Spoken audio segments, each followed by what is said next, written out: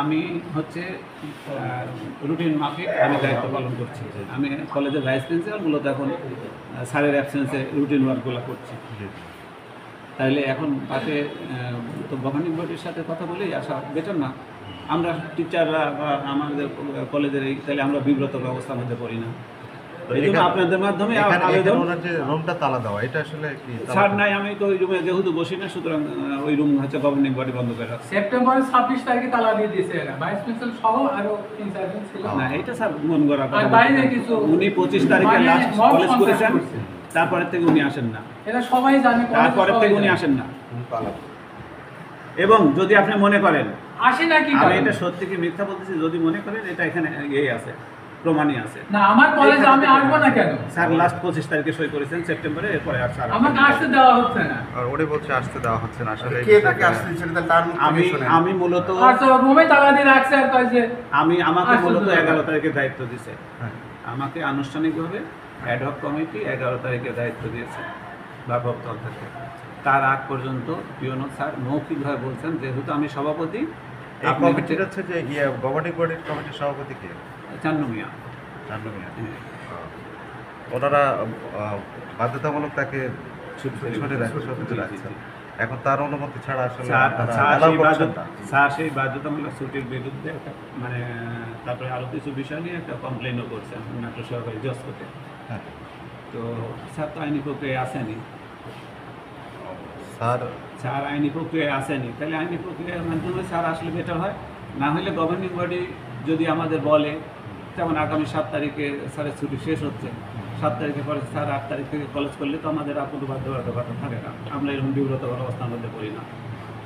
এই জন্য আপনাদের মাধ্যমে স্যার এখানে আছে, স্যারকে আমি শ্রদ্ধা রেখেই বলতেছি, তাকে সম্মান শ্রদ্ধা আমরা করি বিধায় ওই রুমে আমি বসি নাই, এখন পর্যন্ত বসি না।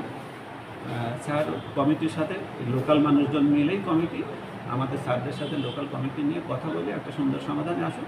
কলেজে যে সুন্দর শিক্ষা পরিবেশ আছে এটা বজায় থাক, এটাই আমি চাই। আচ্ছা, একটা কথা শুনুন।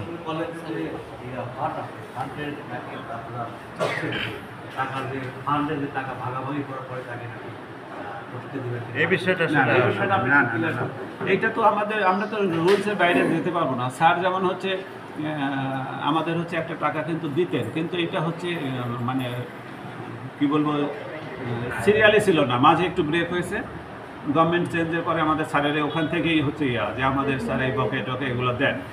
আর স্যার যেভাবে দিতেন ওই ধারাবাহিকতাই আমরা হচ্ছে একটা দিয়েছি। আমরা শুধু একবার হচ্ছে অনারিয়াম আমাদের স্যারদের দিয়েছি আমাদের কলেজ ফান্ডের যে টাকাটা আছে বা যে সব ইয়েটা আছে সেইটা নাকি ভাগ নিয়ে সমস্যা। না, এটা এই বিষয়টা আপনারা একটু ক্লিয়ার করুন। এটা ঠিক না, এটা তো করা যায় না।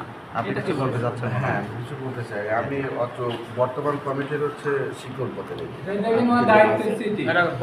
আচ্ছা, এখন এই ঘটনাটা হচ্ছে মানে প্রিন্সিপাল স্যার অনেক শ্রদ্ধেয়। প্রিন্সিপাল স্যার আমাকে বলতে পারবে না যে আমরা কখনো স্যারের সাথে বেয়াদবি করছি।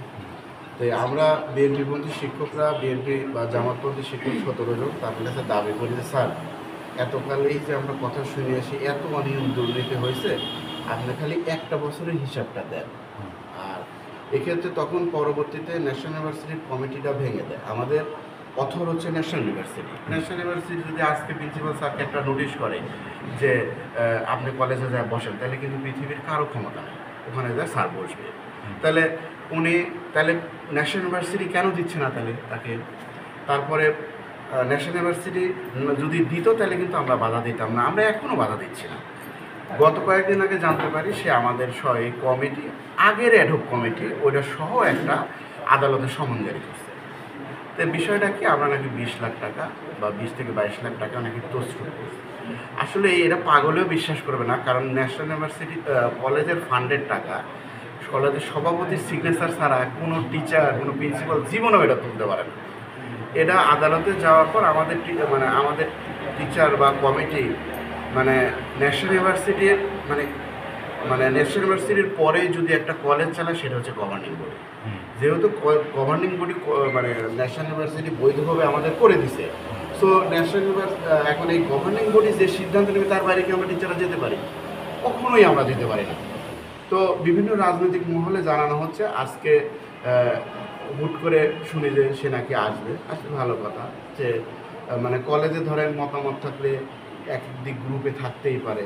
আসলে কথা হচ্ছে যে বিচার সাপেক্ষে তদন্ত সাপেক্ষে ন্যাশনাল ইউনিভার্সিটি থেকে একটা তদন্ত আসবে বলছে। আমরা 5 জন টিচার আর কোনো একটা সরকারি কলেজের অধ্যক্ষ আর আর একটা নিয়ে মানে আর হচ্ছে আর একজন সদস্য নিয়ে ন্যাশনাল ইউনিভার্সিটি মনোনীত সদস্য নিয়ে একটা তদন্ত কমিটি হবে। তদন্ত কমিটি ইনার এযাবৎকালের সব কিছু নতুন করার পরে যদি দেখে সে নির্দোষ, আমরা ওয়েলকাম তাকে জানাবো সে করে আসুক। যেহেতু সে ন্যাশনাল ইউনিভার্সিটি আমাদের অথর, তার বিরুদ্ধে সে সমনজারি করছে, তাহলে একটা ব্যক্তি কখনো একটা বড় প্রতিষ্ঠানের নামে সমনজারি করতে পারে কিনা আপনাদের মানে বিজ্ঞ লোকদের কাছে আমরা চাই। ইতিমধ্যে আমাদের অনার্সের 5 জন টিচার তার নামে একদম লিখিত অভিযোগ করছে, তার কার কাছ থেকে 6 লাখ, কারো কাছ থেকে 3 লাখ, একদম লিখিত আকারে বিষয়টা এই টাকাটা বিষয় থাকলে আইনগত বিষয় সেটা আইনগতভাবে সলভ হবে। জি জি সেটা সলভ হয়ে আসবে। এই এতগুলো অনিয়ম দুর্নীতি এবং মানে লাস্টে উনি আমাদের কিছু টিচারের জানা মতো উনি 5 লাখ টাকা তুলছে। এই 5 লাখ টাকারও তিনি কোনো হিসাব কোনো কিছু করতে পারেননি। এরকম আরও অনিয়ম একটা টিচারের প্রতি একটা প্রধান থাকে কলেজে, তাদের এত মানে মানে তিনি যাওয়ার দ্বিতীয় দিনে মানে প্রত্যেকটা টিচার এমন টিচার কেঁদে ফেলছে। আমাদের রেজুলেশন আছে, উনি নাম চেঞ্জ করার ব্যাপারে এত টাকা নিছেন, উনি মানে এই প্রমোশনের ব্যাপারে এত টাকা কেঁদে বলছে, আমাদের রেজুলেশন আছে।